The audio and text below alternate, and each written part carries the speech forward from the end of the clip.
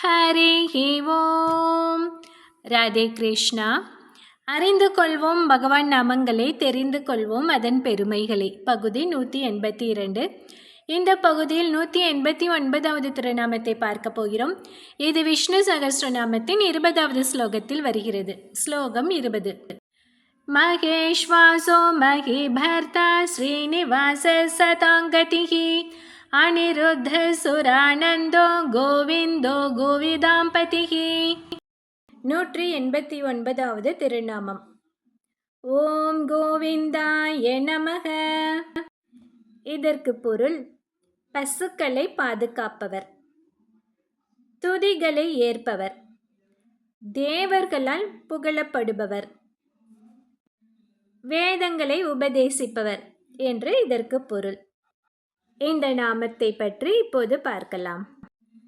திருமால் திருவிக்கிரமனாக ஓங்கி உலகத்தை அளந்தபோது அவரது திருவடிக்கு தன் கமண்டலத்தில் உள்ள நீரால் பிரம்மா அபிஷேகம் செய்தார்.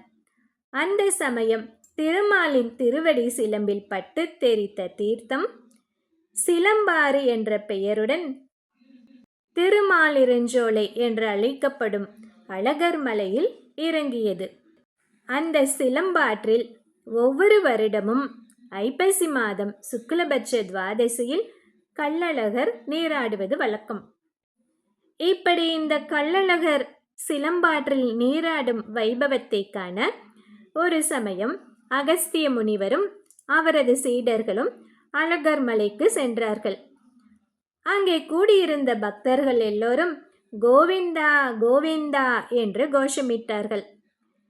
இதை கவனித்த அகஸ்தியரின் சீடர்கள், குருவே, கோவிந்தன் என்றால் மாடு மேய்ப்பவன் என்று தானே பொருள். இங்கே கள்ளழகரை பார்த்து ஏன் கோவிந்தா கோவிந்தா என்று மக்கள் கோஷமிடுகிறார்கள் என்று கேட்டார்கள்.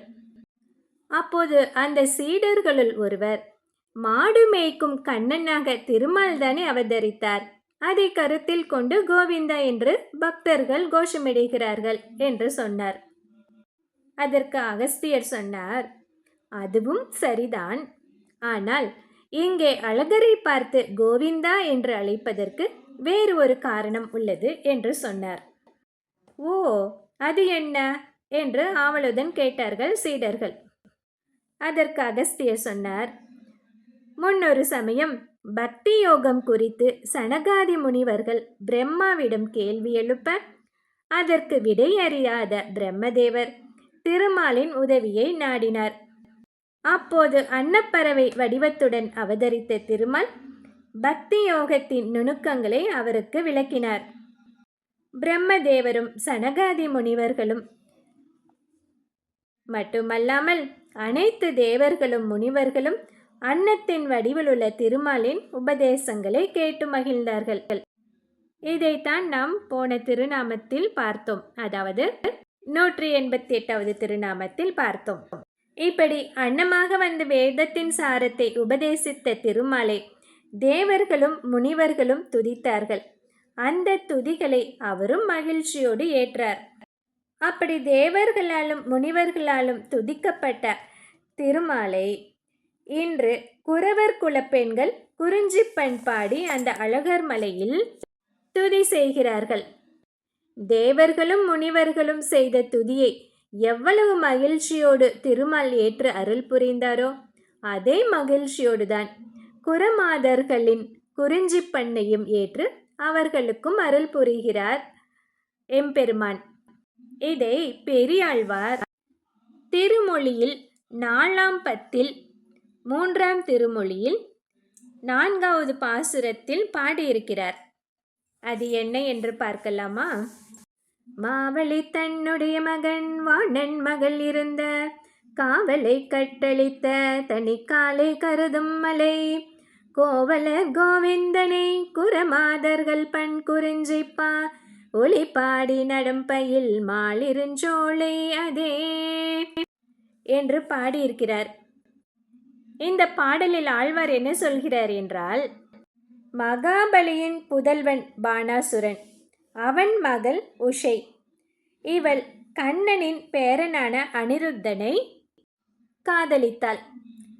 பறக்கும் சக்தி பெற்றிருந்த உஷையின் தோழி சித்திரலேகா துவாரகையிலிருந்து அனிருத்தனை தூக்கி வந்து விட்டாள். இதனால் வாணன் அனிருத்தனை சிறைப்பிடித்தான்.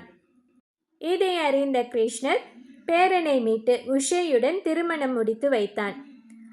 அத்தகைய காளையான கோவிந்தன் வைகுண்டத்தை விட உயர்ந்ததாக நினைத்து உரையும் மலையான திருமாலிரஞ்சோலையில் குரத்தியர் குறிஞ்சி ராகத்தில் கண்ணனை குறித்து பாடி ஆடுகின்றனர் என்று சொல்கிறார்.